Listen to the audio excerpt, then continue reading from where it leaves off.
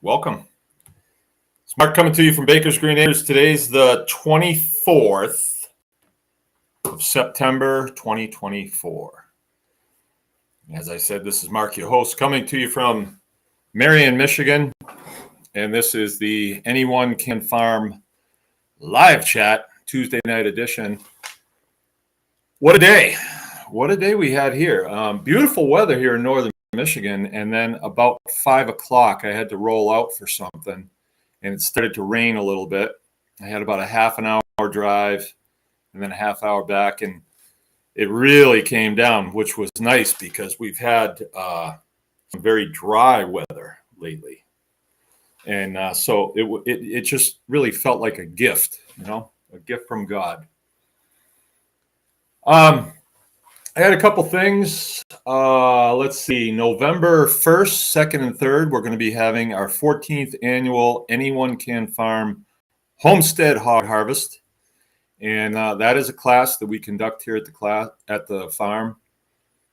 3 days. We start about just after lunch on Friday, and we start with 2 live pigs. And by the time we make it to Sunday, we're curing hams and slicing bacons and stuffing sausage. So we go through the whole 9 yards. We start with live pigs and we wind up with products on the other end.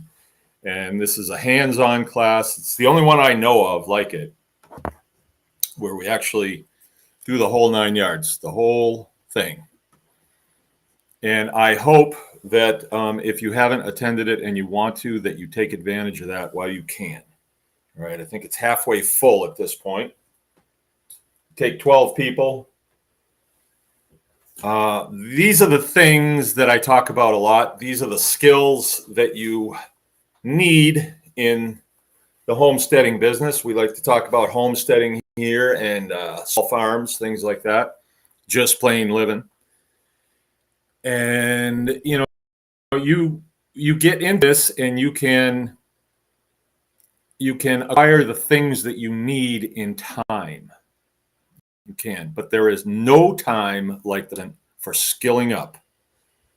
Skilling up. Get the things under your belt that you need to know how to do. All right, so I guess we're kind of a prepper mentality, and I tell you about a lot. I think that farming, you have to be a prepper because you're always prepping for the next season, the next thing that you're going to do, the next process that you're going to tackle. So it is a preparation move. If you're going to be in homesteading, especially livestock, they need to be processed. And anytime that we are relying on somebody else to do it for us, we don't have control of our operation, control that we should. Let's see what's going on here. My camera is... there we go. I got it straightened out. When Jill's here, she's smaller than me, so she adjusts things to her. And it doesn't work out for me quite so good. So I got the microphone here. Can everybody hear me all right?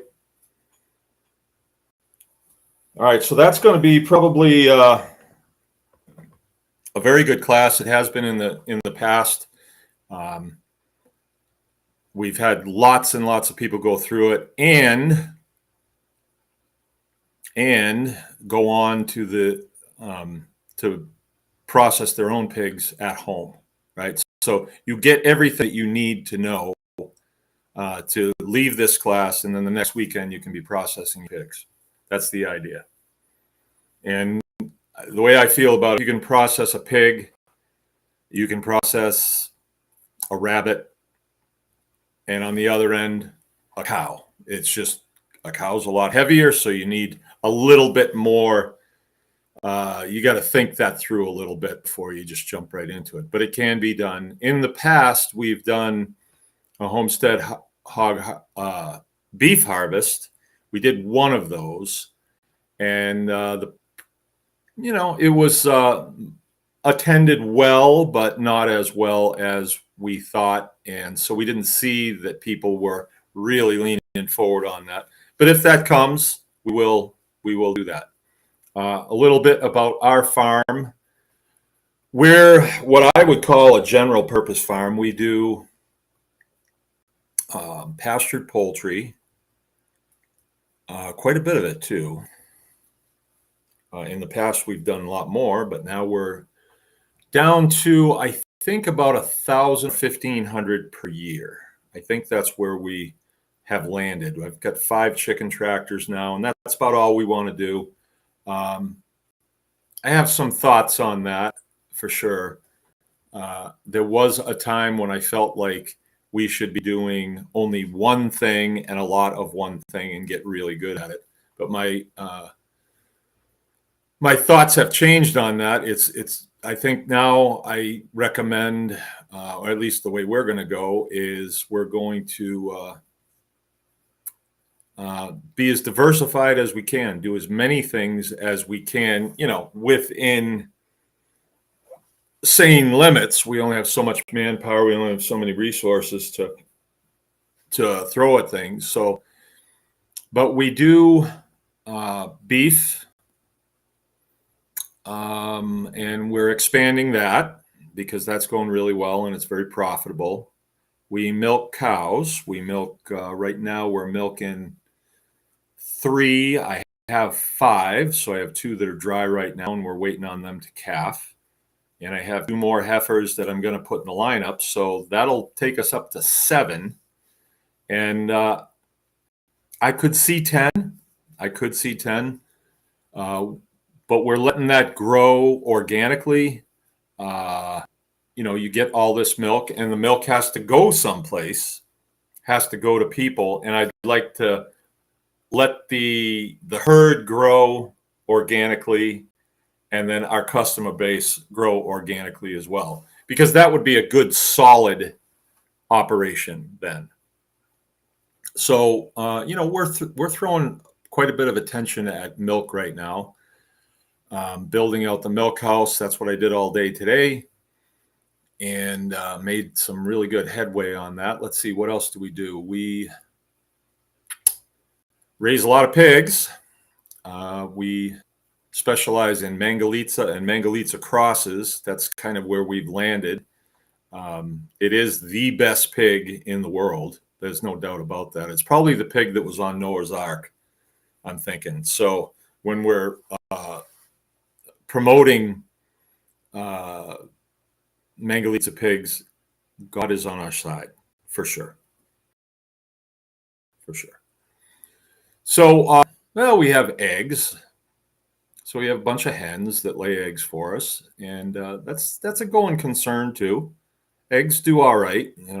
We have a little store on the farm so people can wheel through and pick up their milk and their hamburger and their eggs and pork. And I have a few items in there that are not produced on this farm. We have honey. We're not bee people, and it's not anything that I really want to dedicate any time because there's a lot of time involved in that. I'm against bees, but it's not something that we do. Grow a few mushrooms, mostly for the house. Have a big garden for the house. Cut a lot of hay for the cows, and but yeah, we're a diversified farm, family farm. We do have other people that help us from time to time, which is really nice. So we are able to bring people on and employ them. And the farm is definitely moving forward. All of the operations are open-ended. We can expand them as far as we want to, right? We do a lot of construction. So most of everything that's done here is done by us. We do all of our own plumbing and electrical and carpentry, and we do all our own welding. Our butcher shop is very well built out at this point, and we have the ability to really go to town in there. We have a chicken butchering business, so 1 or 2 days a week we process other people's poultry from the neighborhood, which the neighborhood's pretty big at this point, and that has done really well. It's not something that we set out to, hey, let's be in chicken processing, but we started doing a few here and there, and it's just grown every year. to the point now where there's excess cash from that we can put back into the operation. And we realized this several years ago. And so we rebuilt our shop in another location on the farm that was a building that was previously used for feeding calves. The previous owners did that. We've been here 20 years, and we used it for a maintenance shop for quite a while. And then we moved, and now that's the butcher shop. And it's really nice, really outfitted well. It's insulated, and we can heat it in the wintertime. We have water in there in the wintertime. So it's real nice. It's real nice to have that. And it gives us a lot of flexibility as far as what we're doing. I would say that we're a seasonal operation. So we don't do poultry in the wintertime, but we don't process pigs in the summertime. We wait until it gets cold. And so we get our refrigeration for free, right? Which is, refrigeration is very expensive. And if you invest in it, I say this a lot, if I was to invest in the refrigeration to keep the shop down to 38 degrees or say 40 degrees all summer long, then it would force us to work in there, 365 days a year, because we would have such expense to maintain, right? So being seasonal gives us a lot of flexibility. And then when chickens are done for the year, like by the time we're done with all of our turkeys, that's it. We're not doing any more chickens. It's kind of nice. I mean, chicken processing it's okay. I wouldn't say that I really look forward to it, but it does fill gaps in the financial needs of the farm to keep going and to keep our family going. This is what we do full time. When we started out 20 years ago, I actually worked off the farm for about a year until it started getting a little overwhelming. I couldn't work 40 hours off and build this place. And so there was some years there where it wasn't quite so good. My wife was scrambling to get things paid for. And, there was some tough years for sure. There was some tough years, but that's the sacrifice that you make to do what you feel as though you need to do. So that's us. And on a daily basis, like today, my day, I like to tell you guys what I did. Tuesday is my day to milk. Me and Frank milk. He's the primary, I'm the secondary. So he's the guy that's hooking the milk machine up to the cows and washing the cows down and stuff.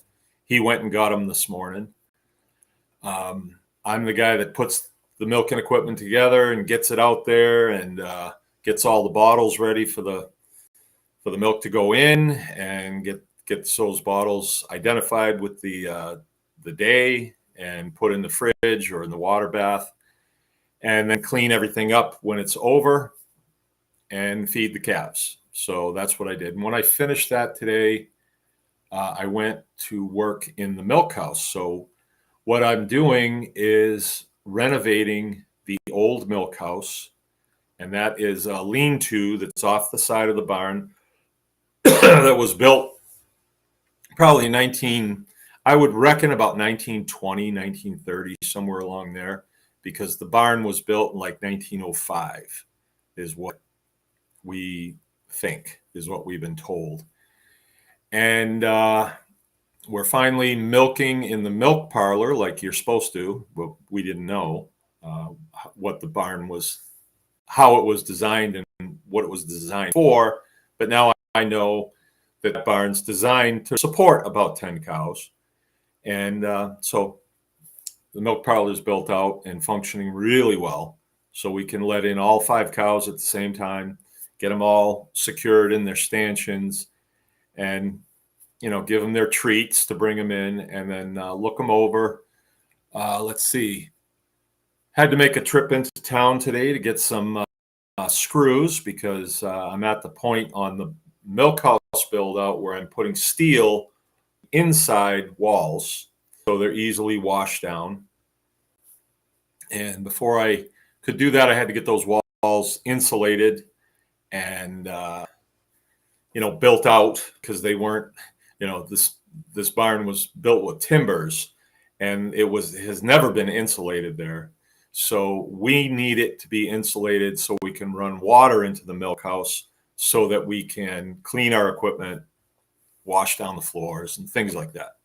Wash our bottles and all of that, which they didn't do previously. What they did was the milk went into cans, milk cans, and those milk cans were put in a water bath.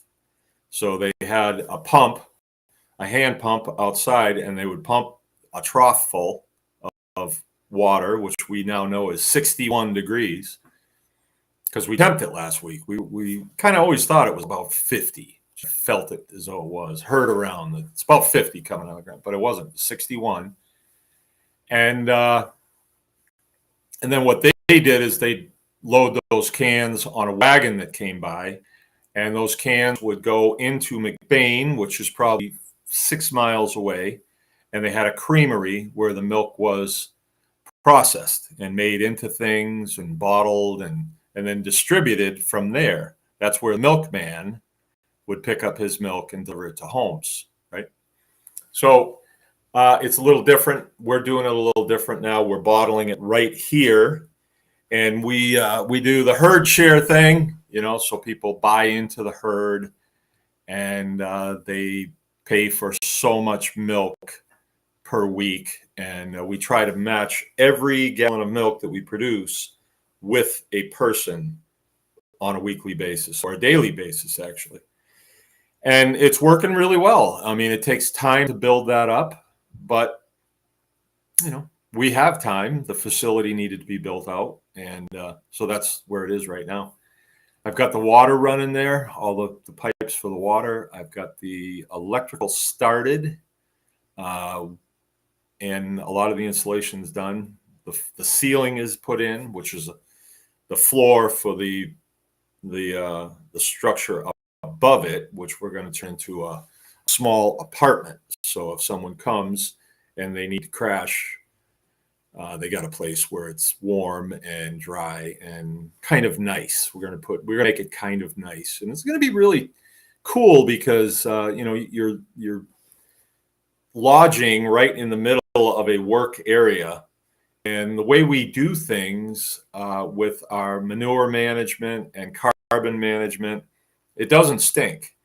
So it's kind of nice. I think it's going to really work out well. That structure has sat here for 19 years, and we had junk in it, and then we finally broke the floor up and put a new floor in, put drains in so we can wash the floors down. So it's going to be a lot more modern than it was, but still it's kind of boutique-ish, no more than 10 cows. It's not going to be a full-time operation. I believe that even if we were milking 10 cows, we could be done with it for the day by 10:30, 11 o'clock. I mean, done.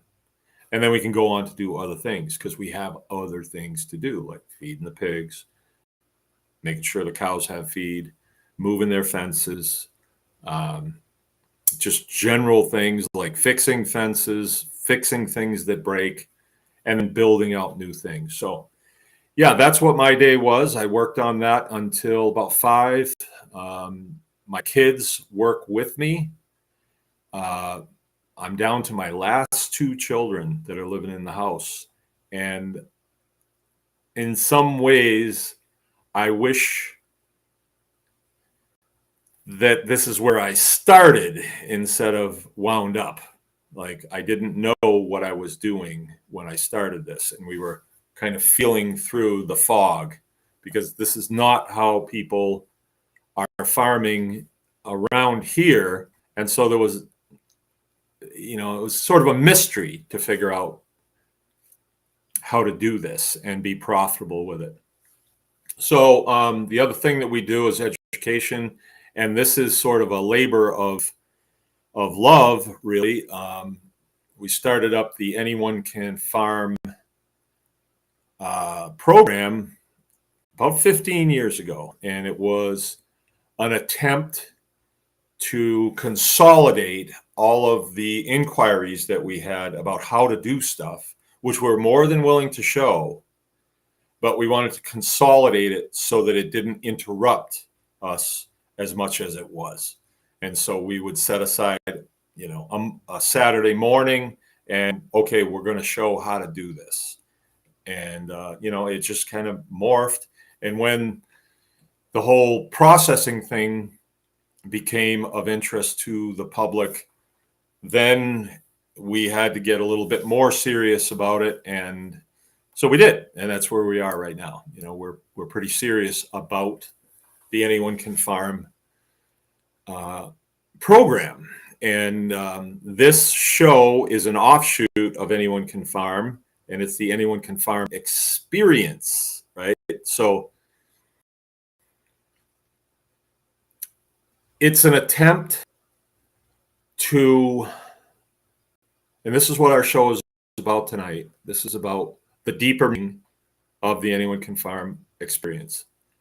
It's an attempt to involve people at a level that they can absorb and put into practice on their own, right? And that's not easy to do.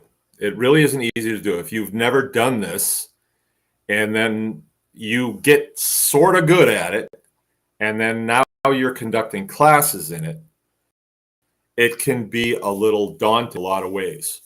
And this is part of what I want to talk about tonight. All right. So little backstory here.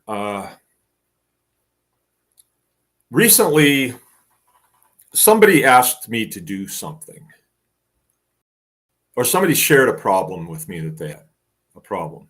And of course, I want to help when someone has a problem with something. And I'm not going to go into what the problem was, and it doesn't really matter. But I can tell you my initial reaction to it was not my problem, And in probably about 10 minutes, it started with a text message. And in 10 minutes, I was convicted to the point where, what if it was your problem and you reached out to somebody for help, somebody that could help, and you reached out and they said, it's not my problem, you're on your own. How would I feel about that? And what is that, to do something like that?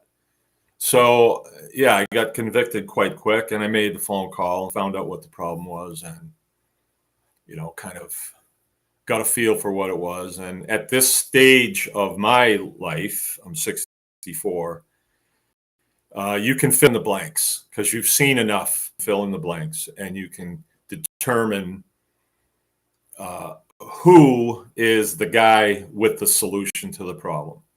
And the initial reach out to me was because I'm that guy in this situation. And the rest of the story is I am at a place with this farm that I know what I'm doing. I've got myself under control, my self-discipline under control. I have and my awareness has opened way up to where I can see, I have everything here. I just got to bring it together and make it function. It's all here. And I am positive, right? I am positively convinced that if God is willing and asks me to do this, then I know I can make it happen. I know I can. Now, I don't know the specifics of what I'm going to have to do, but I know overall, I know it's going to happen. I know we're going to finally bring it together, and it's going to really function the way I want. I mean, if you came here now, you'd say, wow, this place is humming. This is running like a sewing machine. But as I say to you all the time, my thought process is, how can I make it a little better? Just a little bit better. Fortify the position is the way I say it. And that comes from military thinking. If you're sitting on your hands in a foxhole, you could be filling another sandbag and making that foxhole just a little bit better, a little bit more protection from stray bullets coming in, or, a little deeper, or a little cleaner on the inside, or, you can always do something to make your position better, right? And when we bring it over into the farming world, an example would be, okay, we get one milk cow, and we figure out, okay, we can milk her if we just tie her off to this post, and then she moves around all over the place, but we can still milk her and it's fine. But you waste a lot of time that if you just built a few things just to restrain her just a little bit, and then made a place where she could eat her treats, a little bit of grain, little sweet feed, then she would settle down and you could very easily. And then, oh, that's good. And then, whoa, look at this machine here, this little milking machine. It's not too complicated. Let's see if we can make this work. Oh, wow, it works. Look at that. And on it goes, to the point where you're like, hey, we could do 2 cows. And then, whoa, we could probably milk about 5 cows here. And then you have people wanting milk. So you meet the needs, and it just organically grows. But we have a part in this too. This is all me. I'm not saying this is what you need to do. I want to stay away from that if I can in this conversation. This is me. And the way our family is situated, I'm the top guy. I am the top guy. All spears get thrown at me, right? If something goes wrong, and I accept that, I take responsibility for everything. And, if something goes wrong, the water gets left on and something gets flooded, I should have checked it, So that's what the top guy is, right? And I'm the husband. My wife is second in command, but we have totally different roles, right? Sometimes we overlap a little bit, but we have completely different roles. And then the children that have come on, we had 8 of them. We involved them in the farm, and I always felt as though, from my experience in the military, the kids who were the most able-bodied and could shift gears the easiest and were the hardest to rattle were farm kids, because they had been tasked in their previous life before military with doing things that other people don't do, because farm life is rigorous. And that is what I want to talk about. I mean, that's part of what I want to talk about tonight. So we involved our kids, and it wasn't always easy. It didn't always go smooth. It took me a while before I wasn't treating them like subordinates in the military and seeing them for what they are. They're children that need to be trained, that need to be prepared for life as adults, right? And it took me a while to work into, really did. But now I feel like I'm in a pretty good place with that. And I have a sense of urgency I got to show these guys how to paint a car. They need to know how to do this. They need to know how to change a clutch on a truck. They need to know how to, drive nails and operate a tractor and hay binds and all the stuff that we do. They need to know how to do that stuff. They may not pursue this line of work, but still those skills carry over. All right. So anyway, back to the story. Someone needed help with something, and at first it's like, I don't have time for this. This is too much.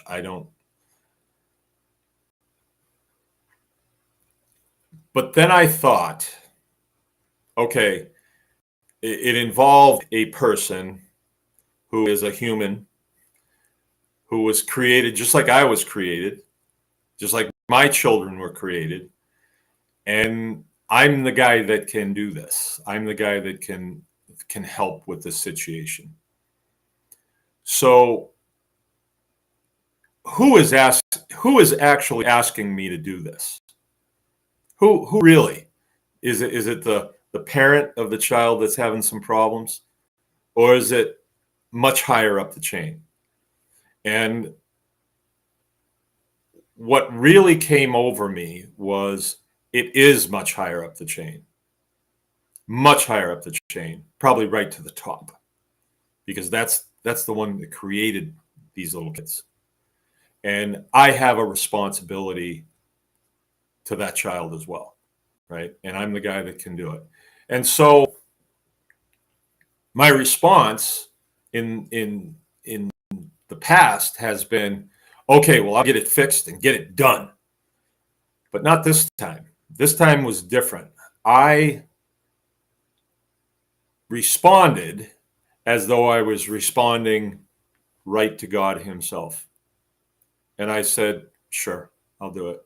Because I knew that if he was asking me to do something, the most important thing was that I said, sure, of course I'll do it.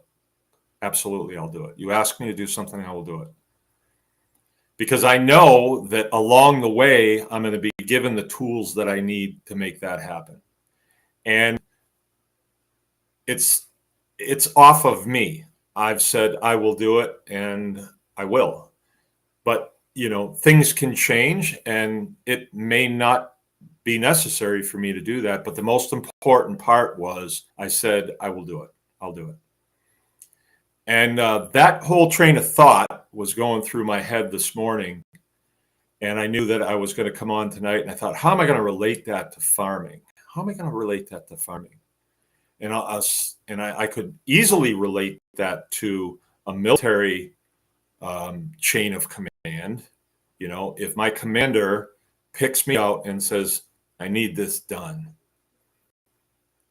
he is telling me that I will give you everything you need to make this happen, but I'm asking you to do this. Yes or no? And my response would be, certainly. Because I know that if he's asking me to do it, he's going to grease the skids and make it easy for me to do it, or make it doable for me to do it. And in some situations, I never had this happen to me, but commanders have to ask people to do things that can be very detrimental to their health. That was not the case in my career at all. I was never asked to charge machine gun nest or anything like that. A lot of the stuff that we did was certainly dangerous, but we were prepared for it and trained for it and all that stuff. So don't get the idea that I was asked to jump out of a helicopter or anything like that. I wasn't. That wasn't my line of work. But I understand that. But how do you relate that to farming and this way of life? So that is what I started thinking about. And let's see if I can relate that to you. So the processes that we engage in here, and I thought it was important to tell you those processes because I did a little checking on the viewership of these shows, because a lot of times live shows, it's like, according to my view counter, it's 10. That's what it is right now. And you might think that, just 10 people, this is not that important. But that's incorrect. That is incorrect. If one person I'm talking to, if I take time out of my day to do this, one person is enough. One is enough. It's just like if someone has a problem with one of their children, it's only one child, and that's enough. And who's asking you to do it? So way back when we would get inquiries on how to do stuff, can I come and see how you do this? Well, can I come and work with you? I get a lot of those. I wouldn't say no.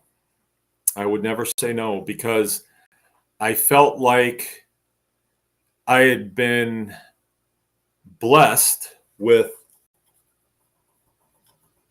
being me, and I can do whatever I feel as though I need to do.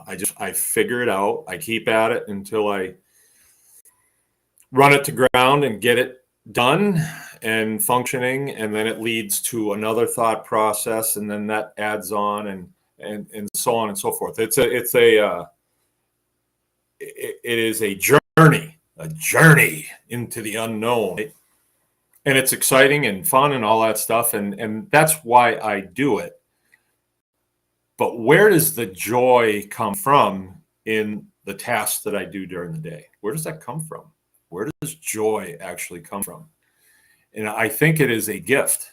I think it is a gift because you're doing something that you're supposed to be doing, and it fits into the bigger picture, right?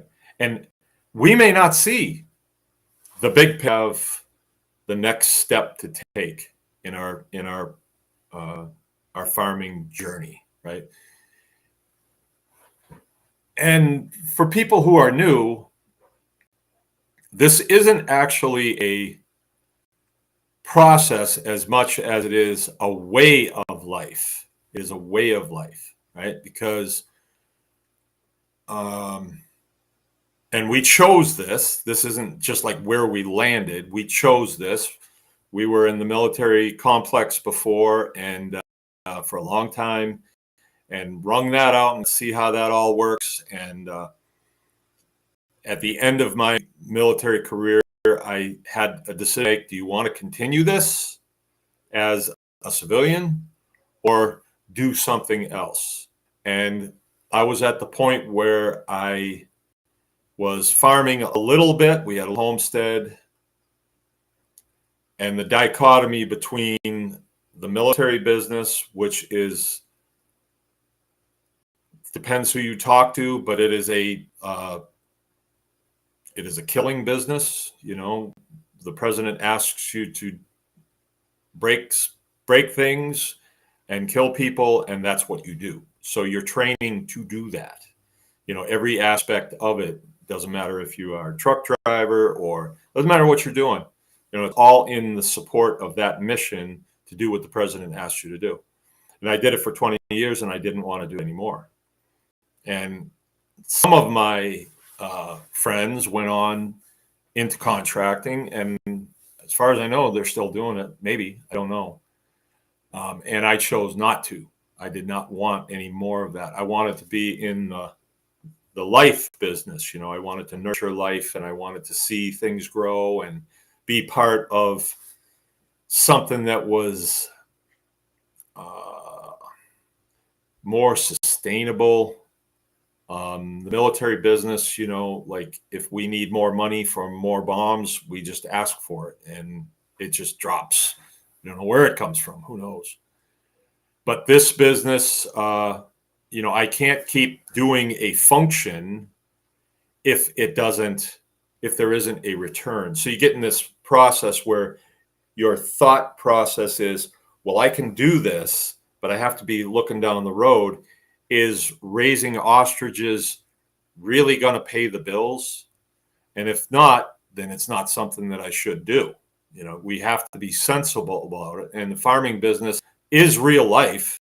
You know, if you put garbage in, you'll get garbage out. If you do good quality work and you nurture your animals and you can see the process through, then there is good profit in it, very good profit in it, that you can invest back into the operation. And it keeps going. It just keeps going. And it can get bigger, and you can affect more people. You can feed more people. You can create a better lifestyle for yourself and your children and so on. It gets better. It has gotten better for me if I do it correctly. And when I came into this, I didn't know what was correct and what wasn't correct. I had an idea of what farming was, and we just went into it, you know. And there was a lot of mistakes along the way that, you know, I had to make them in order to see the difference between a mistake and a victory, right? And so with that in mind, that when you're asked to do something on your homestead, or me, when I do something on my homestead, I try to weigh it out. Like, who's asking me to do this? Is this me? Is this Mark just saying, "Well, I'd like to do this," or is this God asking me to do this? And that's really what it comes down to, because we are nurturing and stewarding something way bigger than ourselves, and I really have to realize that. I'm going to use I instead of we, because we makes it sound like this is what you all need to do. But I think some of the things that have given me the advantage is the tough times have given me the advantage, because I get to see not so good and then good. And so you get perspective on it.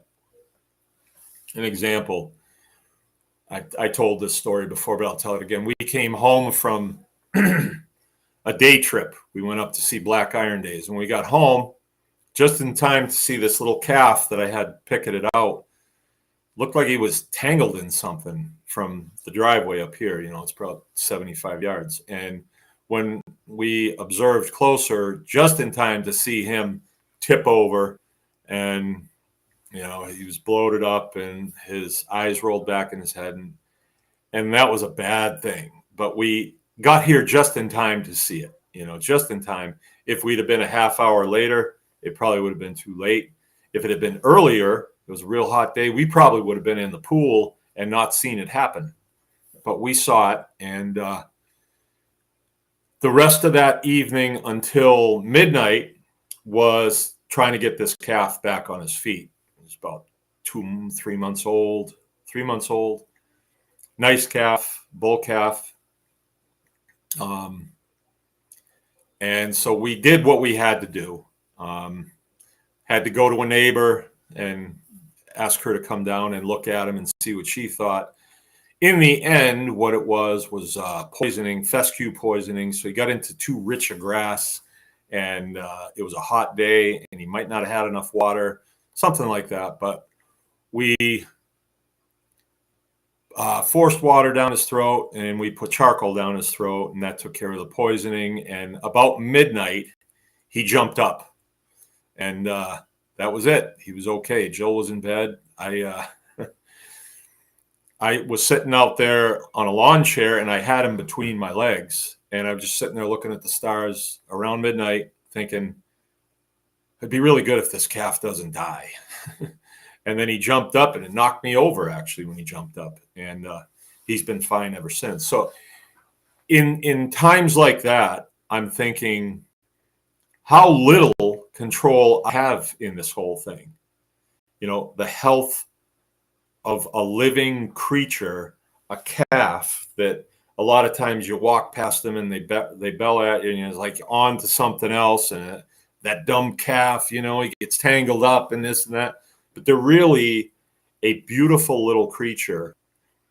And when you think about it, they're no different, really, in the creation of that calf than a puppy or a kitten or a full-size cow or a pig.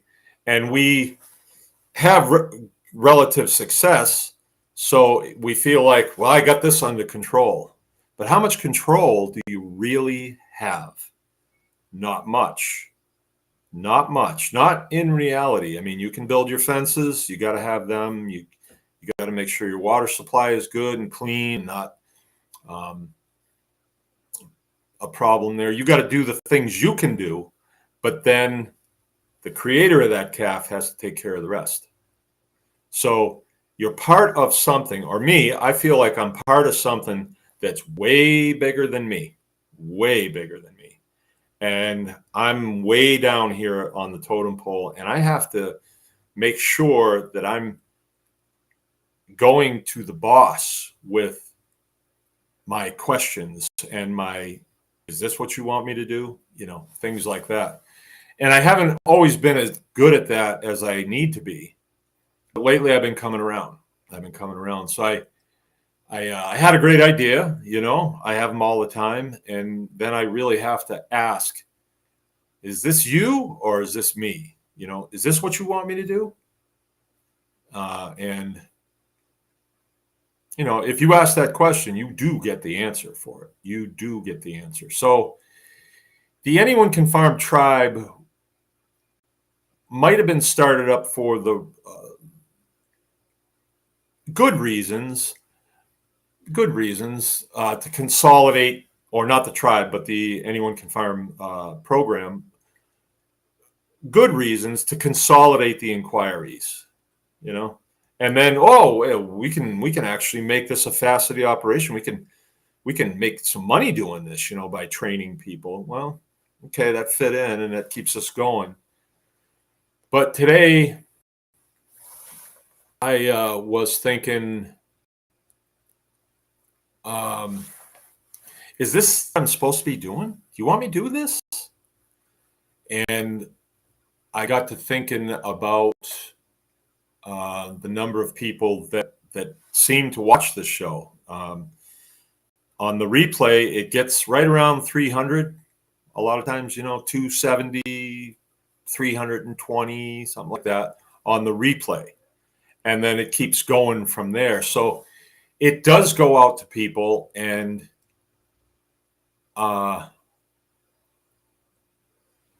if people are listening to it, it must be important to them. So then my question was, well, how am I doing this the right way?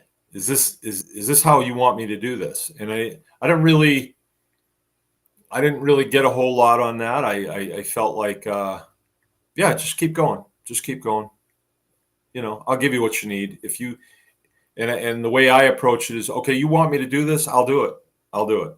And we just kept going.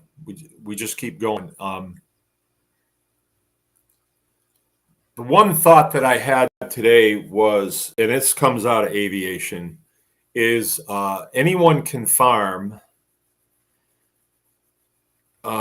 is, and maybe should be, an attempt to put people on what we would call in aviation as an approach. So if you have a really heavy airplane and he's coming in, he wants to land on a runway, he has to get on an approach heading and then change his altitude and his light and pitch and all that stuff in order to get down on that runway safely, right? And when people want to get into farming, that's the first step. You got to want to do it. Can we put them on an approach? Can we help them to get on an approach heading, to safety, to the goal of being a successful homesteader, small farmer? And I think, we certainly can. I've done a lot of consulting in the past, but I wasn't always thinking,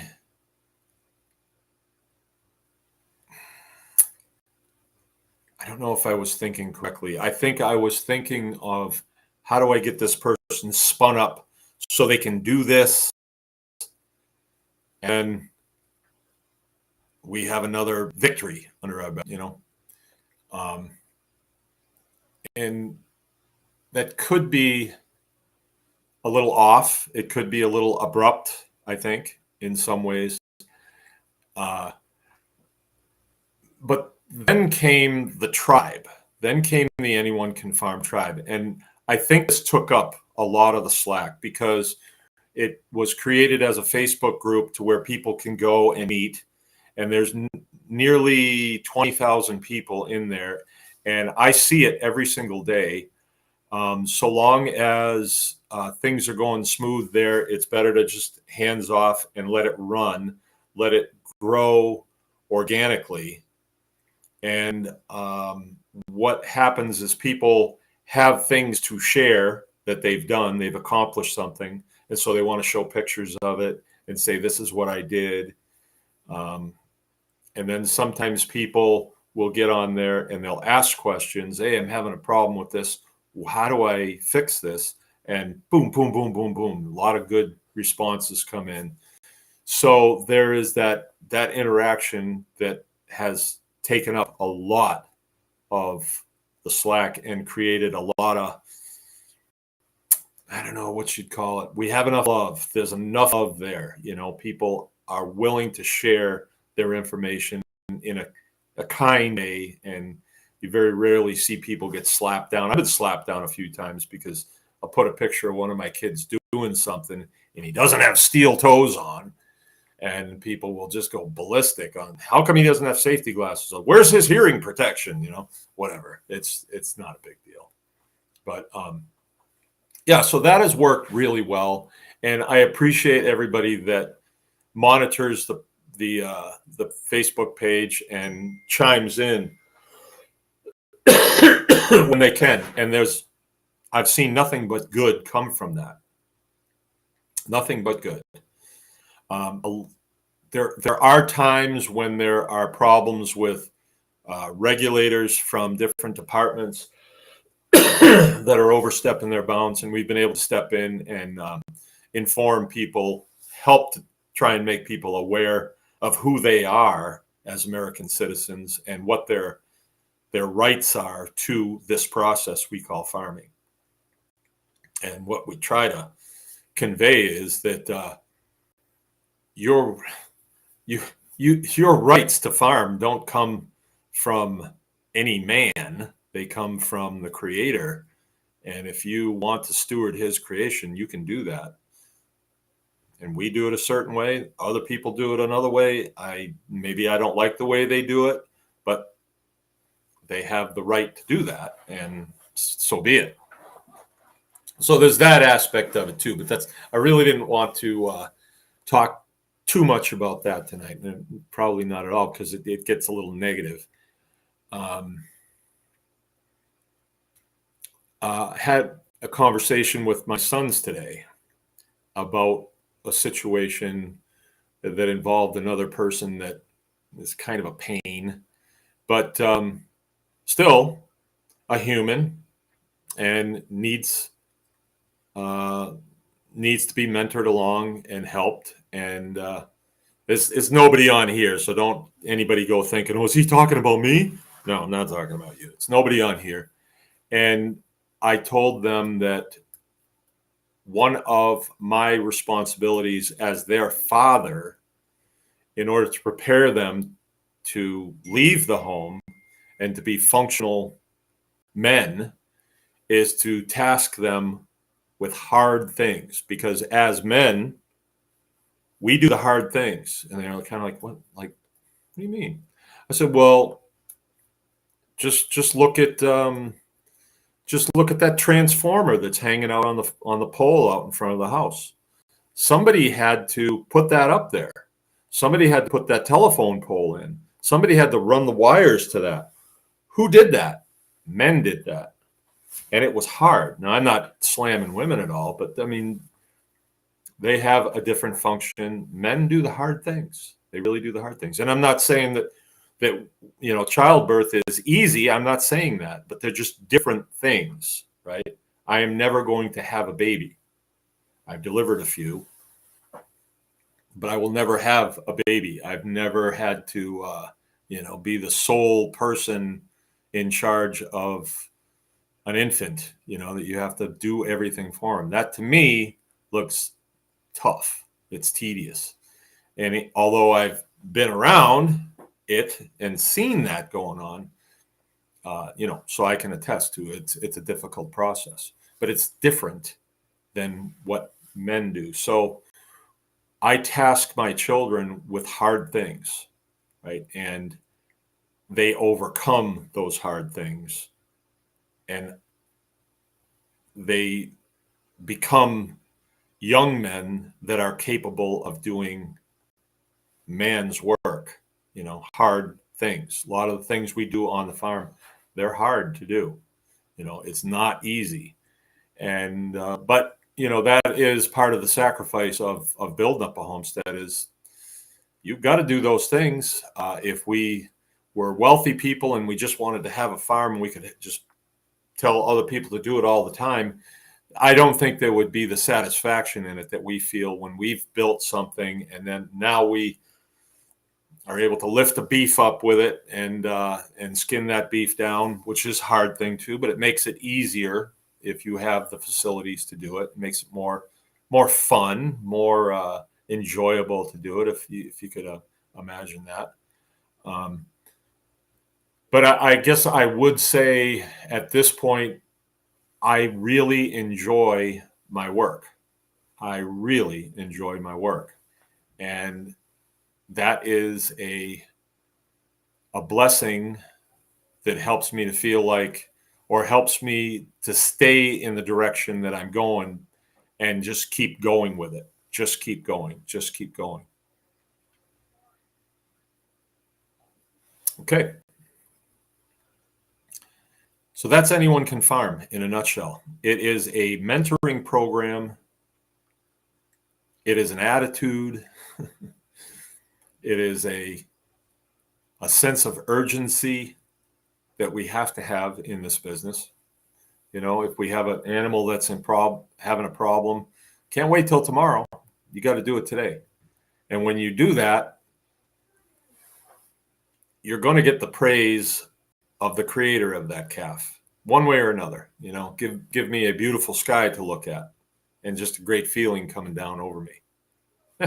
That's I guess I could bring up at this point the book that I've recommended that people read, and I see several people on here that did read it, and the book is called 80 Acres, and it was farming in the 20s and 30s here in this county, and it's just the life and times. And if you read it and you're looking for clues on why did they build the barn this way, what were they trying to accomplish, you can discern a lot of those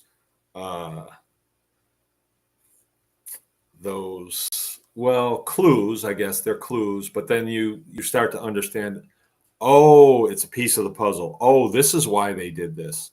Oh, that's why this was put over here. Oh, I see how this worked. And what I'm thinking is that a lot of the answers about how to do this are actually in the rear view mirror, because we've moved away from that. We've gotten modern, and we've used a lot of chemicals in the soil, and we're using very heavy equipment, and we have finance that's coming from who knows where.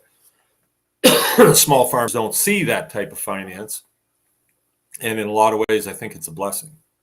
It's a blessing because it forces you to have to struggle a little bit, think, overcome. You got to go over it, under it, around it, through it. But once you get to the other side, you're a much more able-bodied farmer, homesteader, much more able-bodied. So I guess in retrospect, a lot of the tough times that we had building this place up were actually, if the hand of God was on us, which I believe it was, he treated us the same way we are to treat our children. It's to challenge them and to help them to learn to overcome and figure things out. And yeah, you're going to get rained on. You're going to get the wind blowing up, whistling up your backside, and all those things. Good times, bad times. But overall, you come out at a place where you really feel good about what you're doing. You really feel good about what you're doing. So that's where I am. And I wish that everybody, my wish is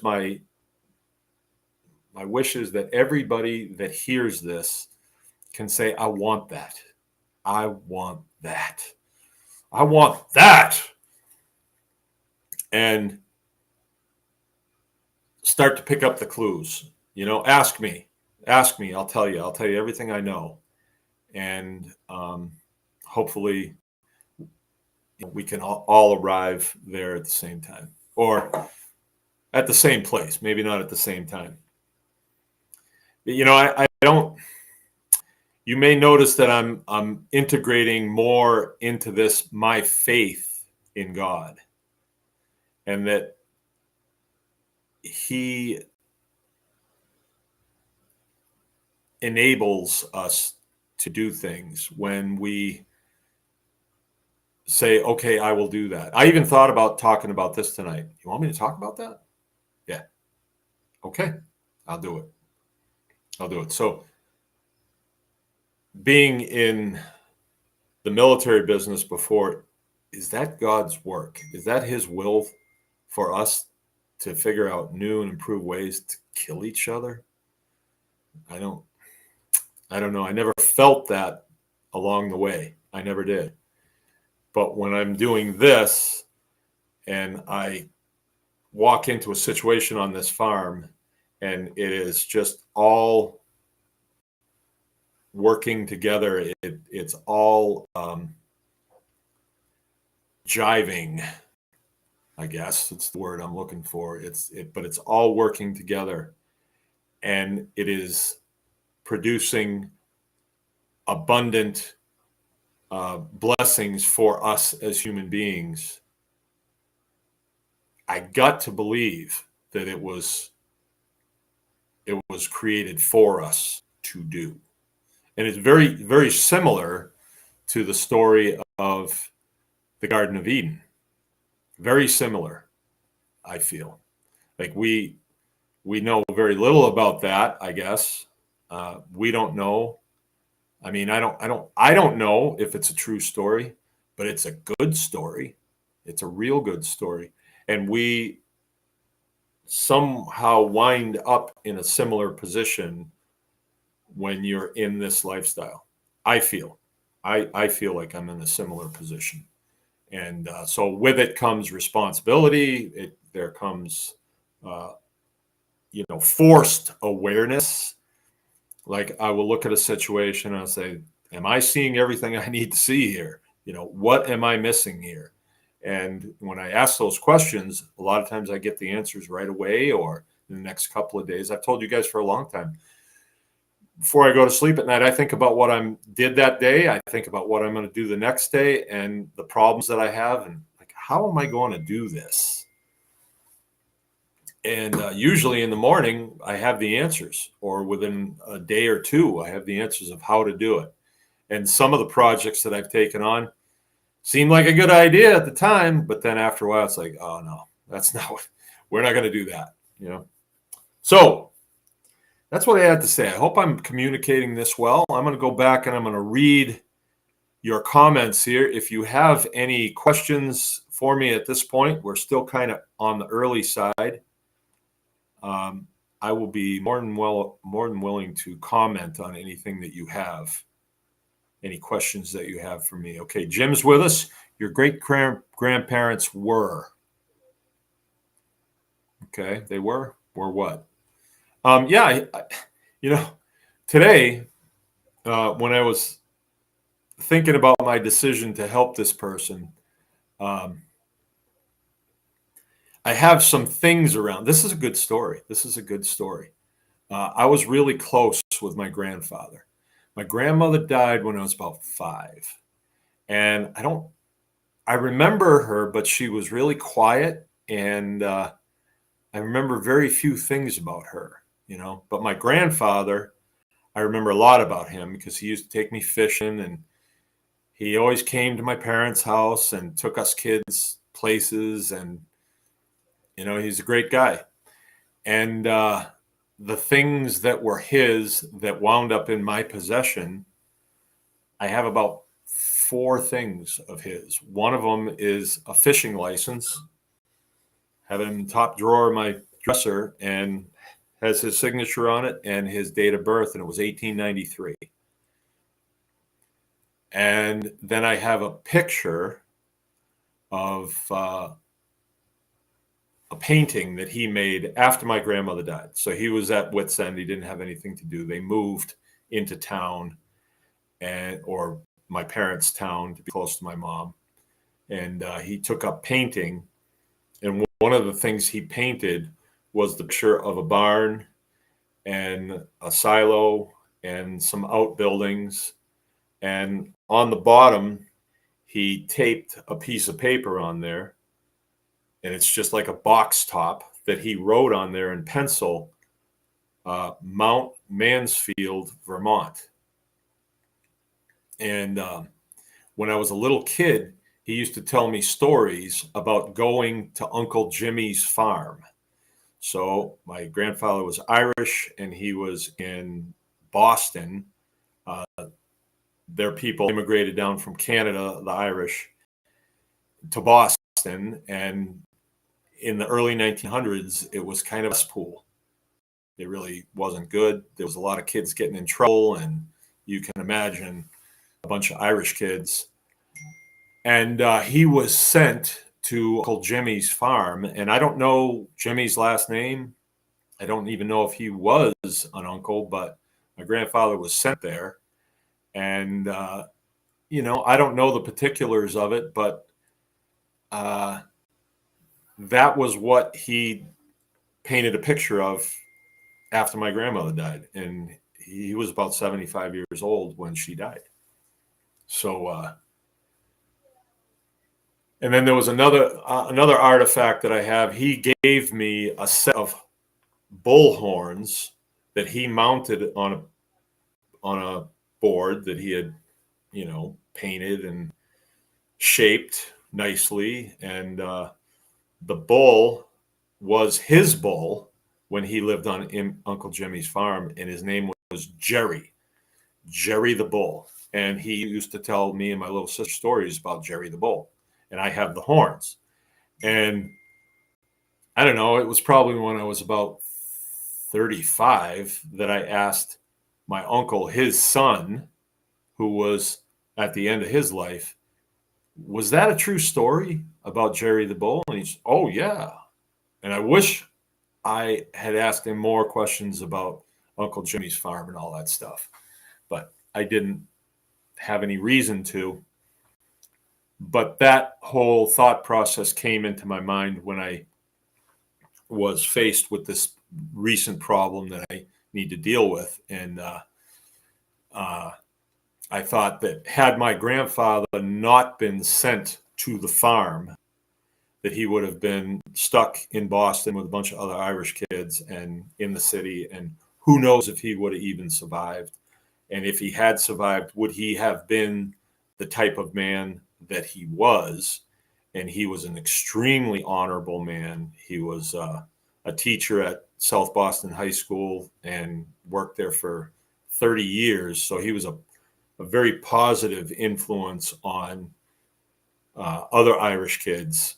And I'm sure that they prospered from knowing that man as I did, right? And I didn't always keep my nose in that groove, but as I got older, I was like, that's who I want to be like. I want to be like Joseph Burke, and I want to be like Jim Baker, my father, right? Because they were honorable men.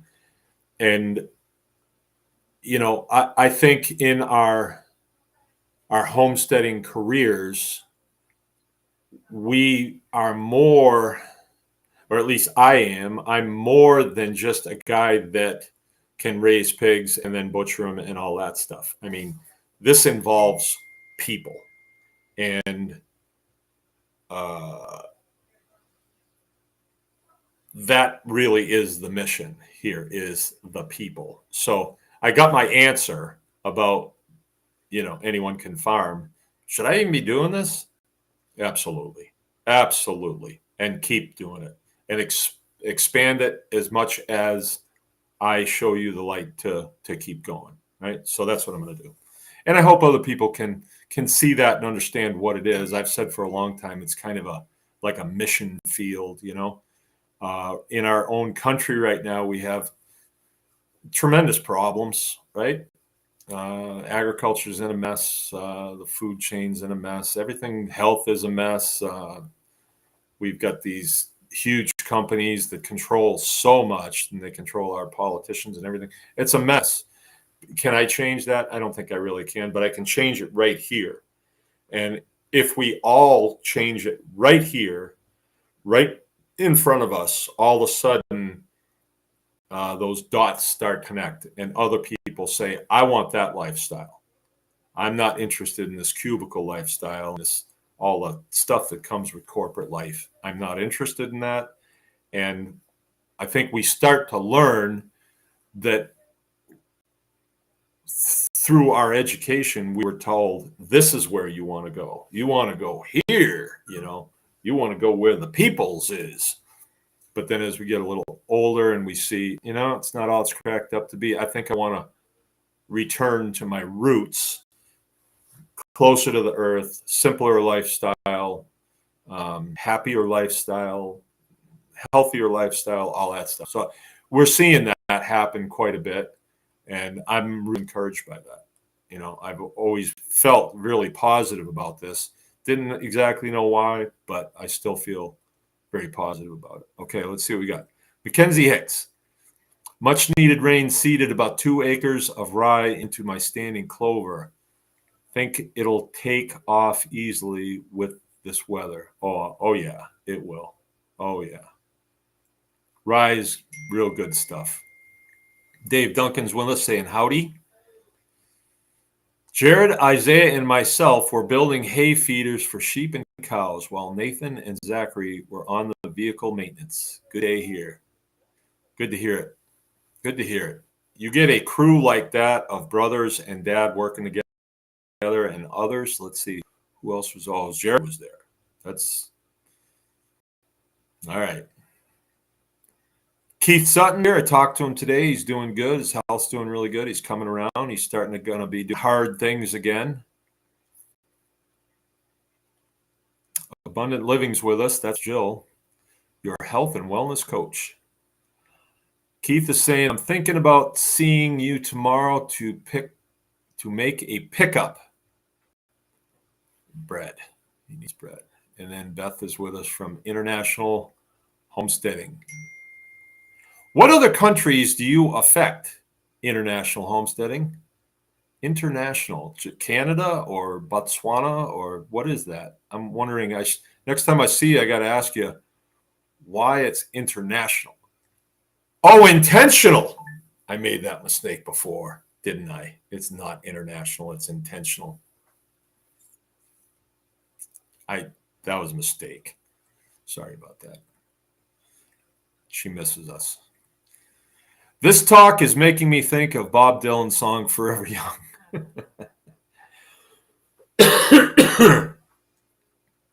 Boy, did anybody else get that thing that was going around? Jill had it, and then I had it. It's like a respiratory, and then it went into digestive. And I tell you what, I kept going, but it wasn't as fun as usually it is. And I'm clearing it now. All right. Pat H. Hi, Mark. Great thoughts tonight. Hoping to make the jump into farming someday. Doing everything at a loss now, subsisting with my carpentry labor. Subsisting. Well, carpentry is another field that people overlook, but it's hard to find a good carpenter. Very hard. And if a guy is good, he's in demand. I don't know if you knew this, but Jesus was a carpenter. He wasn't a stockbroker. He wasn't a wine consultant. Although he did a little bit of wine consulting, I think, didn't he? All right. We do not have a consulting call tomorrow night. We had it last week, and it was a great one. We really had a good time. Covered a lot of ground and really did some damage. Real quick, I'm going to go through this. I know a lot of you have heard me tell this before, but this needs to be known.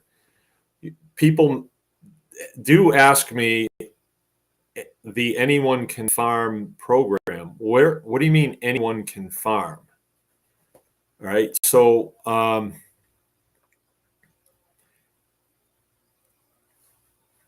15 years ago, well, maybe let's just say 10, we had a lawsuit with the state over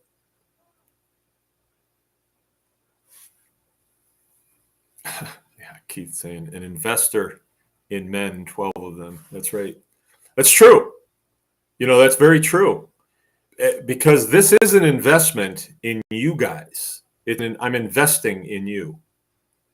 And we're investing in each other's lives instead of like no man is an island. So we invest in each other when we teach each other how to do stuff. It is an investment for sure. But anyway, we had this lawsuit, and that's history. If you want to read about it, you can just Google my name and DNR. And what it came down to was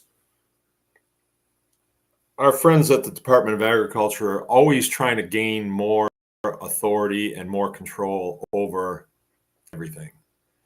And in the course of many court proceedings, what they were forced to do on the stand, it was the number 2 vet for the state, was forced to answer questions about what they were trying to accomplish. And what he said, he tried to make the case for farming is rigorous and it is not for the uneducated. That was really what he was trying to make his case of. So anybody that hasn't gone through the program for whatever really shouldn't be farming. And if you are, you need to be under the watchful eye of the Department of Agriculture. And they've made all kinds of moves in that direction. And that's why they try to get you under licensing agreements and contracts and things like that. And I tell you, don't do it. Don't do it. You don't want to be working for them because generally most of them don't know anything about agriculture. They just went through the university program for 4 years and got a degree in animal science or whatever. And they really don't have practical experience when it comes to actually making these processes fit together and function. They don't, because that's not what they do. They are overseers of their regulations and things like that. But in the course of the court proceedings, the number 2 vet for the state, highly paid individual, your taxpayer dollars, was trying to say that no, not everybody can farm. Only the people who we say can farm. And we found that kind of offensive as people of God. We found that offensive as oath takers to the United States Constitution, which guarantees our right to our processes, so long as they're not illegal. And here was this highly educated doctor saying that, oh no, we need to be looking over your shoulder because you could start a pandemic, is what he was saying. Right. So in a conversation a little bit later on, he sounded an awful lot like the wicked little chef in the movie Ratatouille. And if you haven't seen that movie, I recommend that you watch it because it's a good movie. It's animated, but the guy who ran the restaurant, who we never actually see in person because he has died, his spirit is there, but his mantra was anyone can cook, and it's the same with farming. If you are growing a few tomato plants on your porch, you're farming.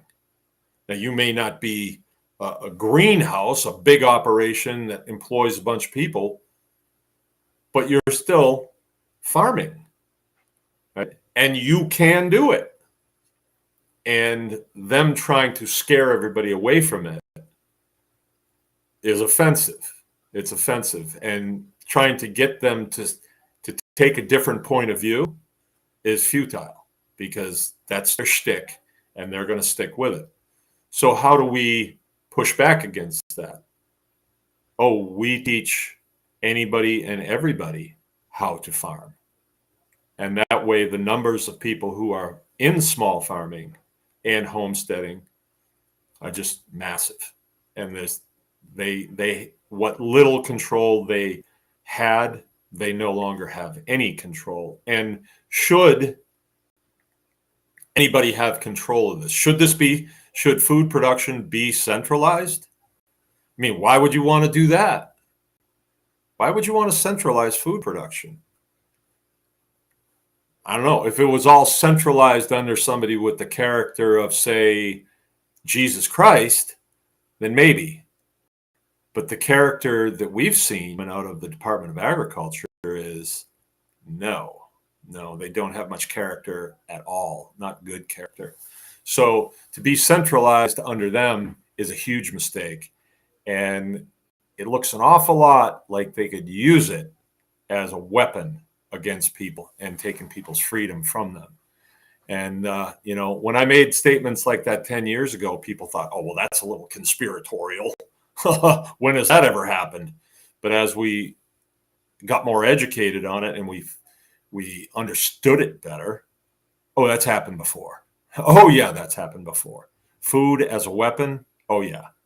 And then we saw 2020 come and go, and whoa, if you're not wearing a face mask, you can't come in the store, get food. So they can make you put something over your face if you want to come in their store. You need food to live. But like everything that the Department of Agriculture does, they half-stepped it, and then people got mad and rebelled. And good. We we should not be controllable people by the likes of those individuals and whoever they're working for. There's way too many of us. And so that's where anyone can farm came from. And it stuck. And I kind of figure that to go directly against them is futile. It's absolutely futile. At that point, now, maybe not now. It's not futile. It depends where we have friends. Like if we have friends, I listened to a briefing today. You guys got to hear this. It was a briefing. President Trump was talking to a bunch of farmers out in Pennsylvania. I highly recommend that you listen because they asked him questions and he said, this is what I'm going to do. This is what I'm going to do. This is what I'm going to do. And these farmers were saying, this is what they're doing to us. This is what these regulators are doing to us. And they were going right to the guy that's going to be appointing people to cabinet positions. And I think a lot of this stuff is going to get fixed. Not that I'm holding my breath and not that I'm going to wait until somebody fixes it for me. What I can control locally right here, I'm doing it myself. And I'm not asking for permission to do it because I don't have to. Why would I ask for permission for something that I'm authorized to do by the creator of the universe? And why I am going to go to some schmuck and ask him for permission to do any of the things that we do, as far as food production goes? No, not going to. I don't have to, and I'm not going to. So that's where anyone can farm came from. And know that anytime that you engage in farming operations, whether it's a potted plant on the your porch or full scale homestead where you're processing chickens and milking some cows and raising your kids and growing a big vegetable garden, all that, you are doing damage to the realm that would otherwise starve you in order to get you to do what they want you to do. Know that you're doing that. I mean, it's not a hot war right now. It's not a hot shooting war, but it is a conflict. You have this organization called the Department of Agriculture. Why is it that there's not a counterpart to me that is drawing a paycheck that is telling you how to homestead and how to farm. They don't. That's not their function. Their function is to um, promote industrial ag and centralized ag and get all the little guys off. We want these little guys off. They don't like that, right? Or else there would be startup loans for us in the spring, which there aren't, or subsidizations for when we have breakdowns. There is not, but there is for the industrial ag farms. And where do those dollars come from? Supposedly it's taxpayers' dollar. I don't know about that. I don't think there are that kind of dollars around. I think since we went off the gold standard in 71, they can just create money out of nothing. And, but you can't spend it on, let's say you get one of these big startup loans. You can't spend it on what you want to. You have a list of things you can spend it on, and it's all their buddies, So it's a racket. And it's ugly, and it pushes you in a direction that you really don't want to go. I don't know anybody that's super motivated to do what they're doing, but they just get on this treadmill, and the labor of love of farming appears to go out the window. To me, it appears to. So anyway, that's where the Anyone Can Farm program came from. That's where the name came from. And then the experiences when we share videos of us actually doing this. So you get to experience it virtually. And the classes on the farm, those are in real time. And I don't think there's anything else like it. I think it's a super, super program. If all of a sudden we had to expand it 20-fold, I think we could do it with just the people that we have in the tribe. In the tribe, we could expand it 20-fold. If we had to, if we were tasked with that. Right now, I don't think we are tasked with it. However, there's people on the stream right now that have said, okay, I'll do that. And they are having a real good level of success sharing the things that they're discovering.